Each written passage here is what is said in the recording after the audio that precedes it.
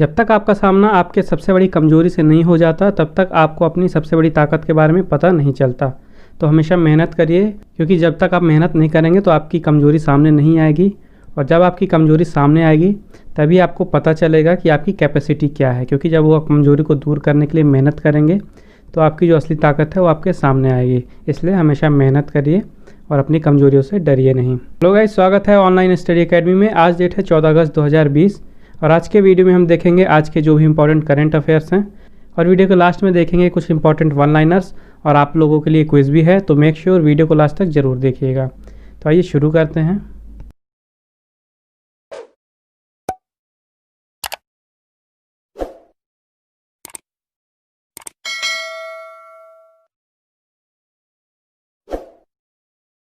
शुरुआत करेंगे कल के वीडियो के कुछ रिवीजन से। गुजरात सरकार ने मुख्यमंत्री किसान सहाय योजना शुरू की है। फॉर्च्यून की शीर्ष 100 कंपनियों में सूचीबद्ध होने वाली रिलायंस इंडस्ट्रीज लिमिटेड एकमात्र भारतीय कंपनी बनी। अलेक्जेंडर लुकाशेंको ने 6वीं बार बेलारूसी राष्ट्रपति चुनाव जीता। 12 अगस्त को अंतर्राष्ट्रीय युवा दिवस 2020 मनाया गया। नरेंद्र सिंह तोमर ने ICAR के डेटा रिकवरी सेंटर कृषि में लॉन्च किया।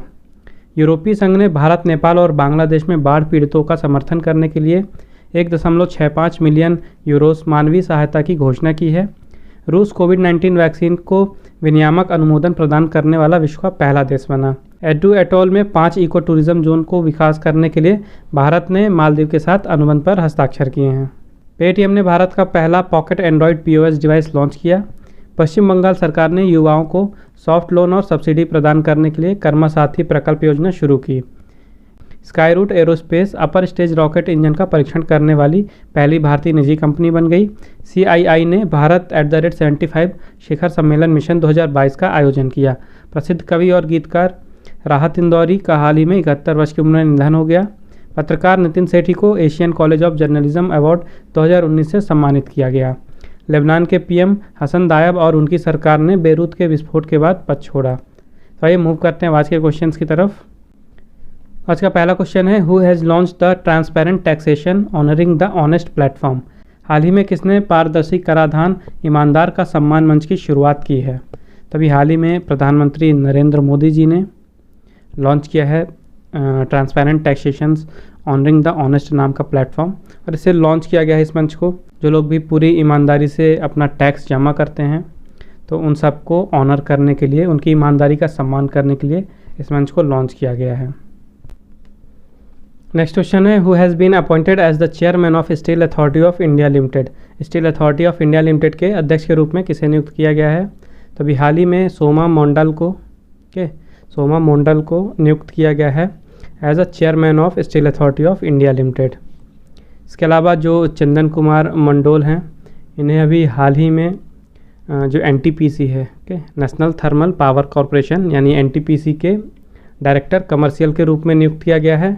जो सुब्रमण्यन शर्मा हैं, इन्हें अभी L&T में एग्जीक्यूटिव डायरेक्टर के तौर पे नियुक्त किया गया है यानी ED।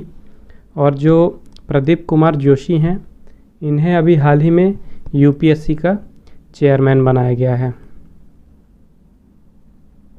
ओके, तो चारों चीज़ इंपॉर्टेंट है, चारों याद रखिएगा। और सोमा मंडल को सेलेक्ट किया है पब्लिक इंटरप्राइजेस सिलेक्शन बोर्ड ने, ओके, PESB, और ये रिप्लेस करेंगी अनिल चौधरी को। तो Soma Mandal as a director commercial sale में ज्वाइन किया था इन्होंने सितंबर 2018 में। इसके पहले वो नाल्को में भी डायरेक्टर कमर्शियल रह चुकी हैं। पहली महिला डायरेक्टर थी नाल्को की। ओके, ये चीज़ इंपॉर्टेंट हो जाती है, याद रखिएगा। नाल्को की फर्स्ट एवर फीमेल डायरेक्टर थी और ये डायरेक्टर कमर्शियल थी नाल्को में। और अब इनका नियुक्ति हो गया है as a chairperson of SAIL यानी कि Steel Authority of India Limited. SAIL की बात करें तो इसका इस्टेब्लिशमेंट हुआ 1954 में। हेडक्वार्टर है न्यू दिल्ली में और चेयरपर्सन बन गई हैं सोमा मंडल। नेक्स्ट क्वेश्चन है, which state has launched YSR Cheyutha scheme to empower women. महिलाओं को सशक्त बनाने के लिए किस राज्य ने YSR चेउथा योजना शुरू की है। तभी हाल ही में आंध्र प्रदेश गवर्नमेंट ने शुरू किया है महिलाओं को एम्पावर करने के लिए एक स्कीम, जिसका नाम दिया गया है YSR चेउथा।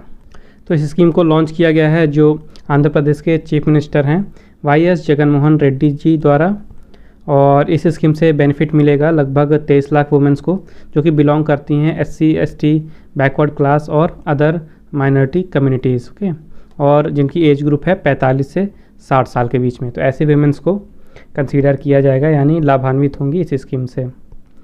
तो जो भी एलिजिबल वीमेंस हैं उनको 4 सालों में 75,000 प्रोवाइड कराया जाएगा। उनके कोई भी काम है या छोटे मोटे बिजनेस है उनको स्टार्ट करने के लिए, और 4 सालों में 75,000 दिया जाएगा, यानी पर एनम उनको मिलेंगे 18,750 रुपये। और गवर्नमेंट ने इस स्कीम के लिए जो टोटल बजट है उनका, तो 17,000 करोड़ रुपए खर्च करेगी आंध्र प्रदेश की गवर्नमेंट इस स्कीम में।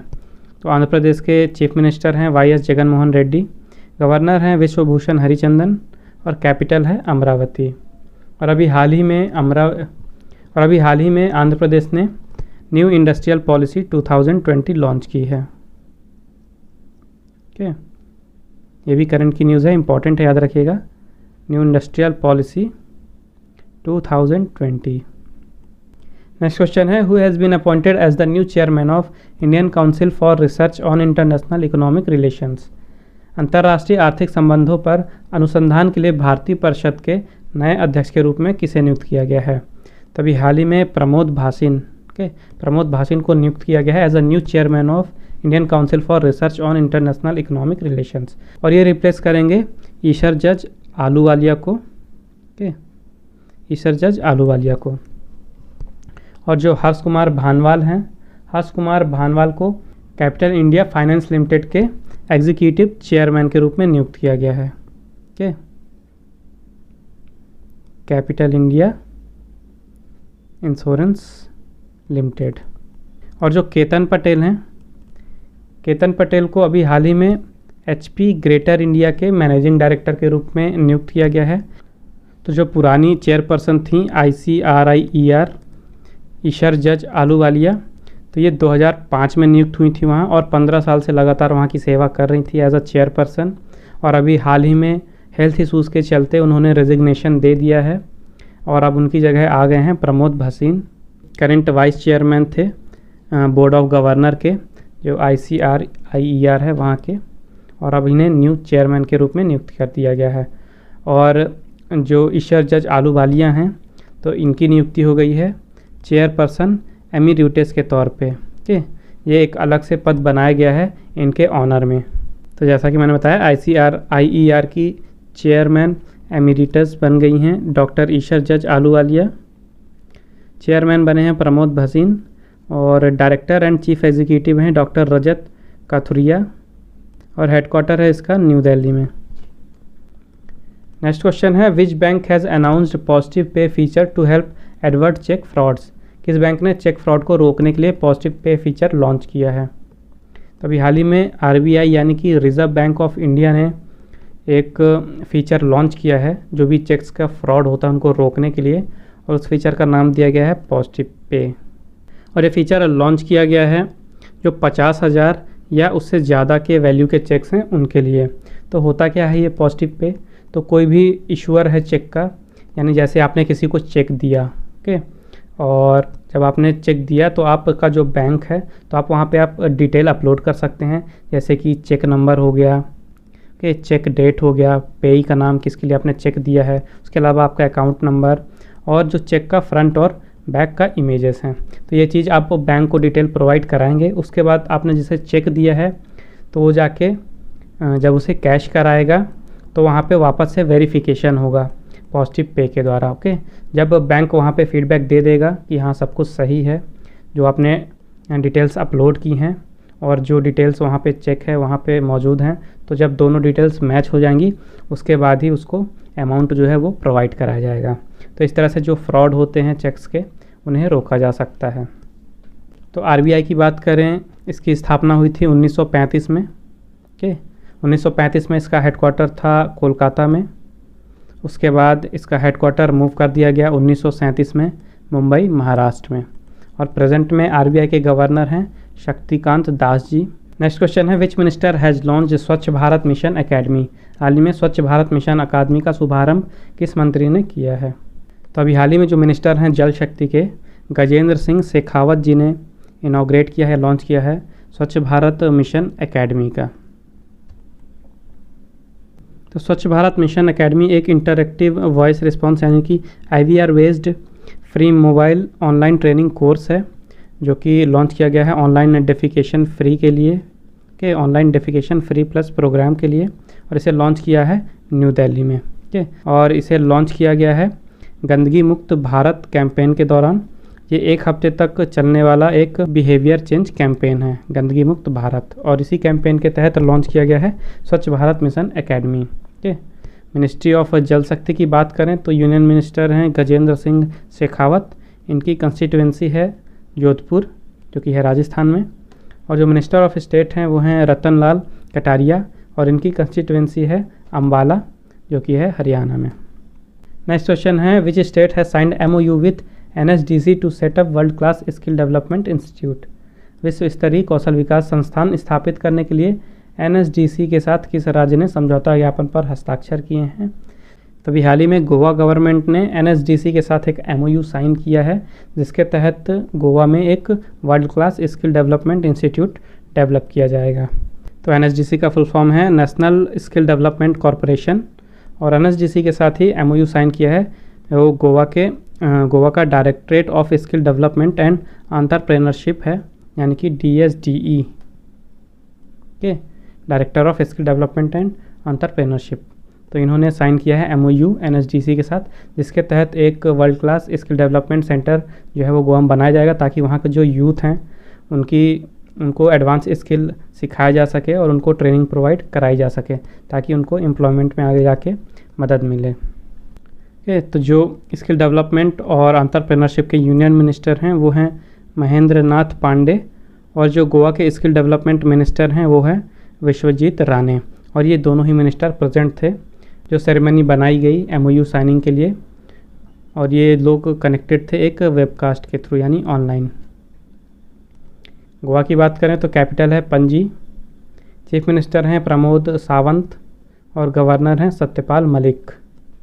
नेक्स्ट क्वेश्चन है DAC यानी कि defence acquisition council approved procurement of approx dash for arm forces under आत्मनिर्भर भारत। DAC ने आत्मनिर्भर भारत के तहत सशस्त्र बलों के लिए लगभग कितने रुपए की मंजूरी दी है?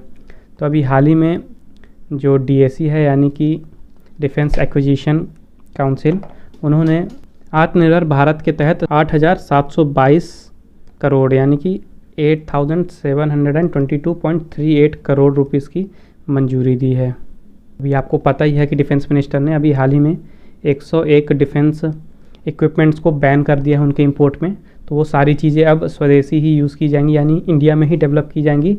तो उसी प्रोग्राम के तहत ये अमाउंट जो है वो 8,722.38 करोड़ रुपए का जो अमाउंट सैंक्शन किया गया है, तो जो भी इक्विपमेंट्स हैं और आर्म फोर्सेस हैं वो भारत में ही डेवलप किए जाएंगे। तो इस प्रोक्योरमेंट के तहत 106 बेसिक ट्रेनर एयरक्राफ्ट जिनका नाम है STT-40 ये डेवलप किए जाएंगे। हिंदुस्तान एरोनॉटिक्स डेवलप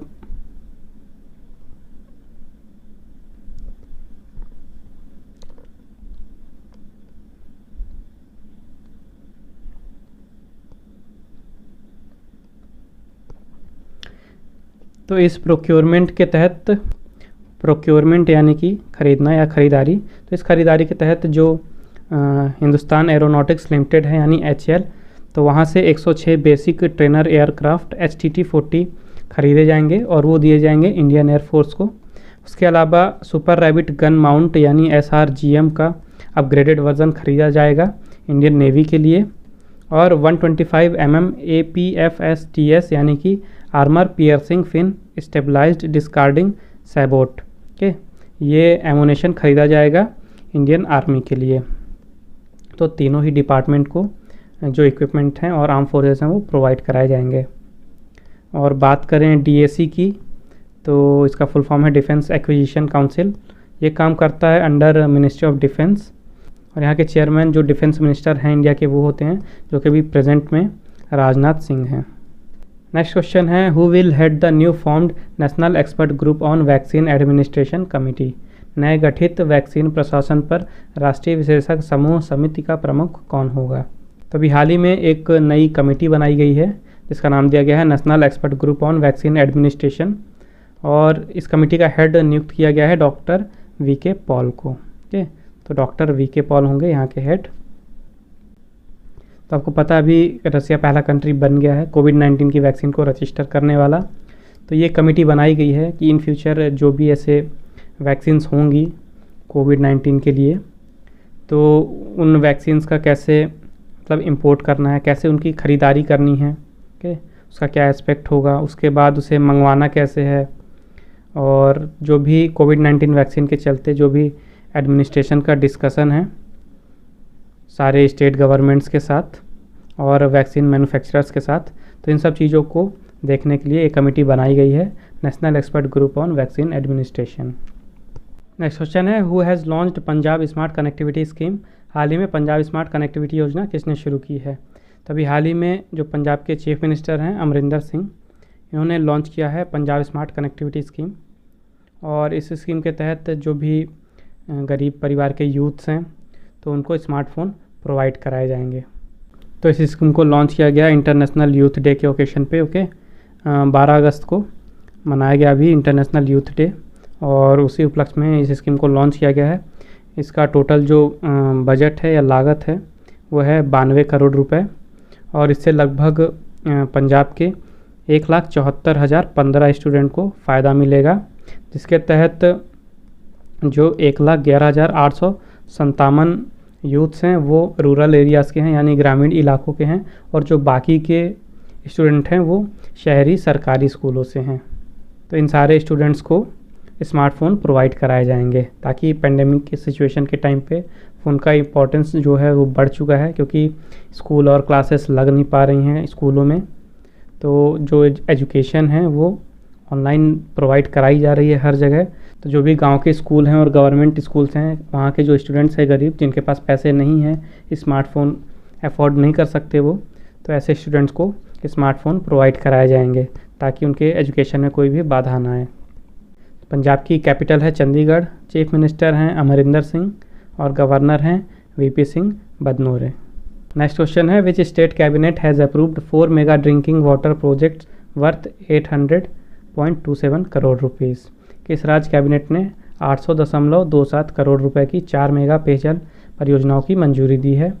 तभी हाल ही में उड़ीसा सरकार ने 4 मेगा ड्रिंकिंग वाटर प्रोजेक्ट को अप्रूवमेंट दिया है, जिनकी जो ओवरऑल कॉस्टिंग है वो है 800.27 करोड़ रुपीज़। ओके, तो इस स्कीम के तहत जो डिस्ट्रिक्ट कवर किए गए हैं उनका नाम है मलकनगिरी, कोरापुट, मयूरभंज, बालासोर, गजपति और कटक। ओके, तो ये डिस्ट्रिक्ट हैं जहाँ पे ये प्रोजेक्ट लॉन्च किए जाएंगे। तो इन डिस्ट्रिक्टों के 911 विलेजेस में लगभग 6,07,000 से भी ज़्यादा पीपल्स को ड्रिंकिंग वाटर प्रोवाइड कराया जाएगा।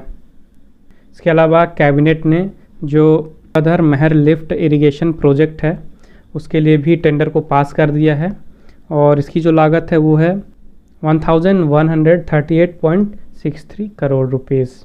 और इस प्रोजेक्ट के तहत जो बारगढ़ डिस्ट्रिक्ट है वहाँ के बीजपुर, सोहेला और बारपाली ब्लॉक के 25,600 हेक्टेयर एग्रीकल्चरल लैंड को इरिगेशन प्रोवाइड कराया जाएगा, यानी सिंचाई का पानी प्रोवाइड कराया जाएगा।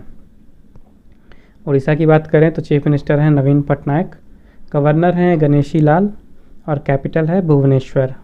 नेक्स्ट क्वेश्चन है, who is the only Indian actor to be listed among the top 10 world's highest paid actors of 2020।